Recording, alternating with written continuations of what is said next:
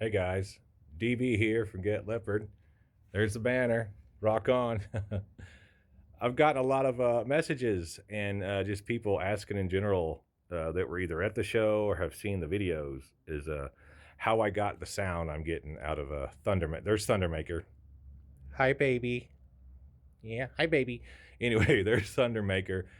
And yeah, a lot of people asking how I got that Rick Allen sound. Out of this kit. Uh, I custom built this thing just for this project. So I'm about to take you on a little quick breakdown to show you how I was able to get those big, huge sounds. They're not industry secrets. That's no secret of mine. Anyone can do this. So let's jump right into it. All right, here's the captain's chair.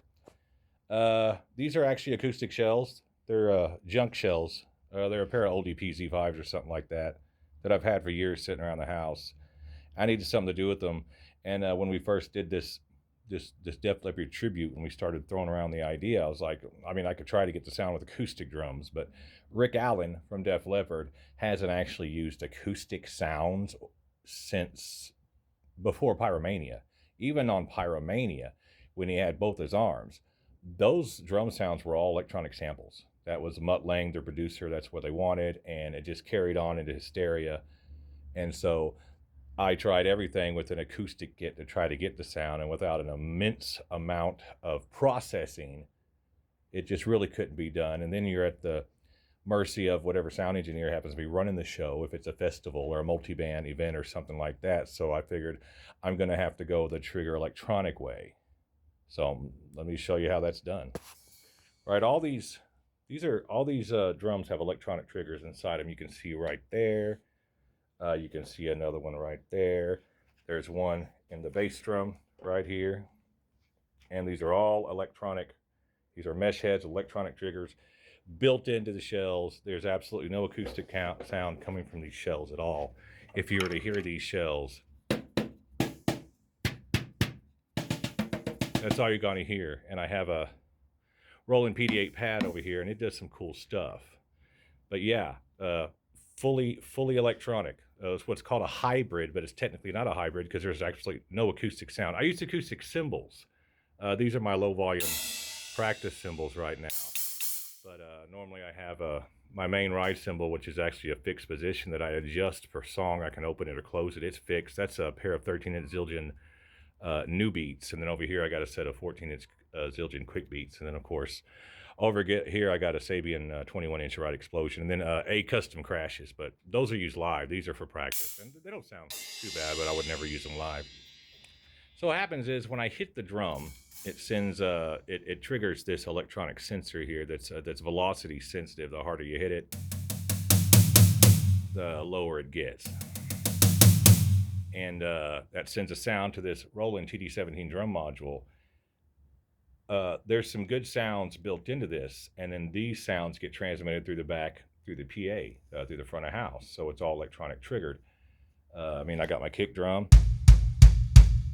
got my snare, tom 1, tom 2, and this 13-inch hanging floor tom over here, it's actually another bass drum.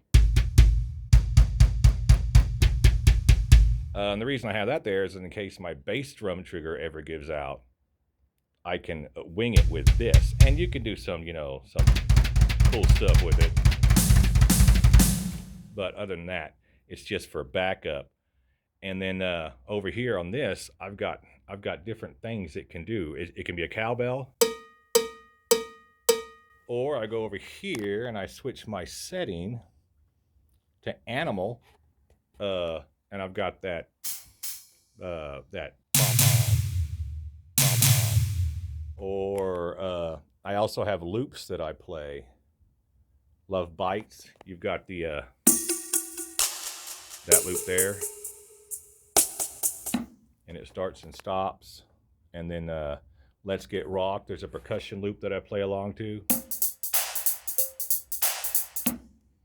And so that's how that works. And these samples I actually built in my computer here and loaded them in. I can import samples on this module.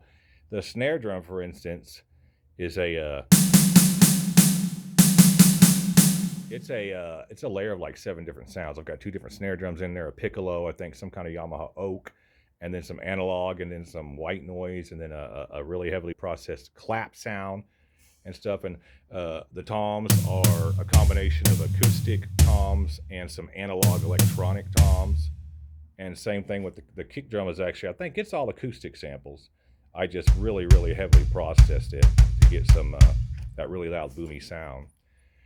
So anyway, that's how THUNDERMAKER works. And that's how you guys heard those awesome Rick Allen drum sounds at the show. Again, we thank everyone for coming out. And we hope to see you again real soon. We're talking about when we're going to play next. So thanks, guys, and keep rocking.